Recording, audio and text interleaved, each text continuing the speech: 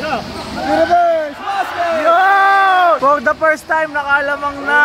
Patay! Patay! Patay! Number 0, sasalaksak sa ilalim. Dalawa sa baba, may kasama. Pasa doon sa number 15. Last tangkad. Ang Soto ng tumbang, kaso may bang.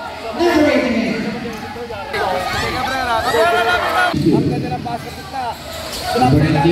Oh! Tatlo na! Lamang na ng tatlo. Patay! Patay! Patay! Ah! Bangit! Oras po natin, 1 minute and 30 seconds remaining sa ating quarterfinal period. 57-54 in favor of Barangay Bulaklakan. Grabe ang ginawa ng Bulaklakan. Lamang ng 20 kanina ang lumbang. 20 Bulaklakan naman ba ang mangyayari? O makakahabol pa ang lumbang? Back to the ball game pa mga kaibigan. Reverse, wala pa rin. Sabi ng bola. 7 seconds to shoot. Yes, naman! Patay! 21 seconds. Number 8. Wala, no shot. Patay! Ayan na, ganda.